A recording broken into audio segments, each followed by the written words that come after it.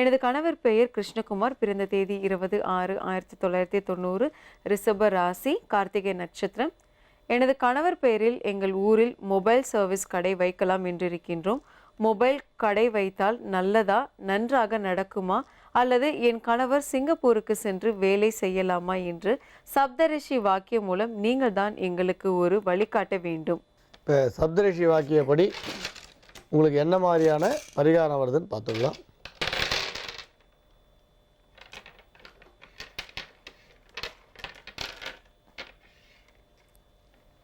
இப்போ சப்தரிஷி வாக்கியப்படி என்ன வந்திருக்குன்னு சொல்கிறோம், அதுக்கான பரிகாரத்தையும் சொல்கிறோம். ஆனால் நீங்கள் ரெண்டு விஷயத்தையும் தீர்மானமாக குறிப்பிட்டிருக்கீங்க.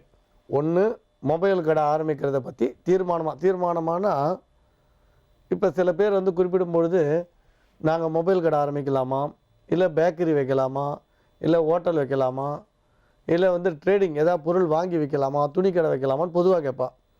நீங்கள் மொபைல் ஷாப் அப்படின்னு சொல்லும் பொழுதே நீங்கள் உறுதியாக அந்த தொழிலை பற்றியான முழுமையான ஒரு எண்ணத்தில் முழுமையாக இருக்கீங்க. அடுத்து, சிங்கப்பூருக்கு வேலை கிடைக்குமா நீங்கள் கேட்கல, சிங்கப்பூர் போகலாமா அப்படின்னு கேட்குறீங்க. அப்போ உறுதியாக உங்களுக்கு அங்கே ஆஃபர் இருக்குன்ற மாதிரி நீங்கள் கடிதம் எழுதியிருக்கீங்க. ஆனால் சிங்கப்பூரில் உங்களுக்கு நீங்கள் எழுதினபடி முழுமையான வேலைவாய்ப்பு இப்போ சப்தரிஷி வாக்கியத்தில் வரல. சப்தரிஷி வாக்கியத்தில் சிங்கப்பூரில் உங்களுக்கு 100% பிரகாசமான வேலைவாய்ப்பு இருக்குதுன்னு சொல்லி இப்போ வரல. ஒருவேளை உங்களுக்கு சிங்கப்பூரில் ஜோதிடத்தை மீறி உங்களுக்கு ஒருவேளை சிங்கப்பூரில் நிரந்தரமான ஒரு நல்ல வேலை வாய்ப்பு இருந்தால் தாராளமாக நீங்கள் போகலான்னு சொல்லுவேன். அதை பற்றி நான் எதுவும் சொல்ல. ஆனால் உங்களுக்கு பர்மிட் முறையாக ஒர்க்கிங் பர்மிட் வேலை செய்கிறதுக்கான விசா வருதான்னு பாருங்கள். யாரோ சொன்னால் உறவுக்காரர் இருக்கா, அவாத்தில் நான் கெஸ்ட்டு மாதிரி இருந்துட்டு நான் அங்கே கொஞ்ச நாள் வேலை செய்கிறேன் அப்படிலாம் நீங்கள் ஒரு தீர்மானத்துக்கு பிரயாணத்தை மேற்கொள்ளாதீங்க. ஏன்னா உங்களுக்கு உங்கள் கணவரோட ஜாதகத்தில் முதல்ல உத்தியோகத்துக்கு முதல் வாய்ப்பும் சொந்த தொழிலுக்கு 2வது வாய்ப்புன்னு வந்தது. அப்போ உத்தியோகம்னு சொல்லும்போது நீங்கள் உள்ளூரில் கேட்கல, சிங்கப்பூரில் தான் கேட்டீங்க. அப்போ வெளிநாட்டு பயணம் எப்படி இருக்குது நாங்கள் பார்க்கும்பொழுது வெளிநாட்டு பயணங்களில் இடைஞ்சல் உண்டுன்னு வந்தது.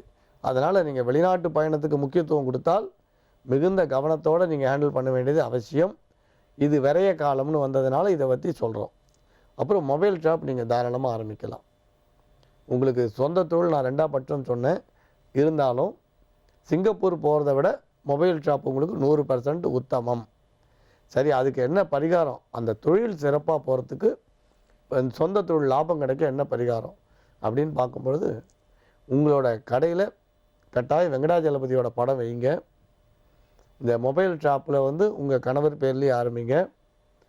நீங்கள் இந்த மொபைல் ஷாப் ஆரம்பிக்கிற அன்றைக்கி பக்கத்தில் இருக்கக்கூடிய பெருமாள் கோயிலுக்கு போய் அவருக்கு துளசி மாலை போட்டு ஒரு அஷ்டோத்திரம் பண்ணி வழிபாடு பண்ணிட்டு ஆரம்பிங்க.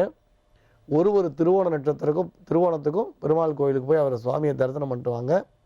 நீங்களோ உங்கள் கணவரோ தரிசனம் பண்ணிட்டு வரலாம். அதனால் இந்த மொபைல் ஷாப்பை நீங்கள் ஆரம்பிங்க.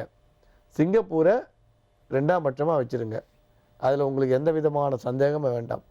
ஆனால் சாஸ்திரமே சொல்கிறது சொந்த தொழில் உத்தமம் அப்படின்னு சாஸ்திரம்.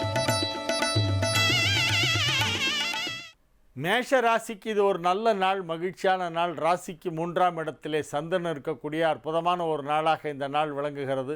பெரும்பாலான கிரகங்கள் உங்களுக்கு சாதகமான நிலையிலே அமைந்திருக்கின்றன. ஆகவே நன்மைகள் சற்று அதிக அளவிலே நடைபெறும் என்று உறுதியாக சொல்லலாம். உங்களது வியாபாரம் வளர்ச்சி அடையும். பொருளாதார நிலையிலே கணிசமான முன்னேற்றம் ஏற்பட போகின்ற ஒரு நல்ல நாள் இன்றைய தினம். குடும்ப வாழ்க்கை அமைதியாக இருக்கும். மாணவ மாணவியரின் கல்வி முன்னேற்றம் மிகச் சிறப்பாக இருக்கும். உயர்கல்வி கற்பது பற்றிய ஆலோசனைகளெல்லாம் சிறப்பாக செய்து நல்ல முடிவெல்லாம் எடுப்பீர்கள். இது ஒரு நல்ல நாள். மாணவ செல்வங்கள் மகிழ்ச்சியாக இருக்கக்கூடிய ஒரு நாளாக இந்த நாள் விளங்கும். ரிஷப ராசிக்கு இது ஒரு நன்மைகள் நடைபெறுகின்ற நல்ல நாள். ராசி அதிபதி சுக்கிரன் ராசிக்கு 7ஆம் இடமான விருச்சிகத்திலே அமர்ந்து கொண்டு ராசியை பார்த்து கொண்டிருக்கின்ற மிக அற்புதமான நேரம். குரு பார்வையிலே ராசி இருக்கிறது. வெகு சிறப்பான நிலையிலே கிரகங்கள் எல்லாம் அமைந்திருக்கின்றன. ஆகவே நன்மைகள் சற்று அதிக அளவிலே நடைபெறக்கூடிய ஒரு நல்ல நாள். மகிழ்ச்சியான சுப நிகழ்ச்சிகள் எல்லாம் குடும்பத்தில் நடைபெறும். திருமண வயதிலே இருப்பவர்களுக்கு திருமணம் நிச்சயிக்கப்படுகின்ற வாய்ப்பு இப்பொழுது மிகவும் வலுவாக காணப்படுகிறது. மிக மிக சிறப்பான நன்மைகள் எல்லாம் நடைபெறப் போகின்றன. அனைத்து விதமான நன்மைகளும் நடைபெறுகின்ற அற்புதமான ஒரு நல்ல நாளாக இந்த நாள் விளங்குகிறது. ஆரோக்கியத்தில் நல்ல முன்னேற்றம் ஏற்படும். நீங்கள் வேலை பார்க்கும் இடத்திலே உள்ள இடையூறுகளெல்லாம் விலகும். அங்கே உங்களுக்கு இடைஞ்சல் பண்ணிட்டு இருந்தவங்கெல்லாம் திடீர்னு காணாமல் போயிடுவாங்க, டிஸப்பியர் ஆகிடுவாங்க. அது எப்படி டிஸப்பியர் ஆவாங்கன்னா அவங்களுக்கு வேறு ஏதோ பிரச்சனை வந்துடும். ஆகவே இன்றைய நாள் உங்களுடைய வேலை செய்யும் இடத்தில், உங்கள் அலுவலகத்தில் உங்களுக்கு ஒரு நல்ல மகிழ்ச்சியான செய்தி ஒன்று காத்து கொண்டிருக்கிறது. இது ஒரு நல்ல நாள். மிதுன ராசிக்கு இது ஒரு மிக அற்புதமான நாள். ராசியிலேயே சந்திரன் அமர்ந்து கொண்டிருக்கின்ற மிக சிறப்பான ஒரு கிரக அமைப்பு. 2ஆம் வீட்டோனாகிய சந்திரனும் 11ஆம் வீட்டோனாகிய செவ்வாயும் ஒன்றை ஒன்று நேருக்கு நேராக பார்த்து கொள்வதால் தனலாபாதிபதிகள் சந்திப்பு, சமசப்தம சந்திப்பு.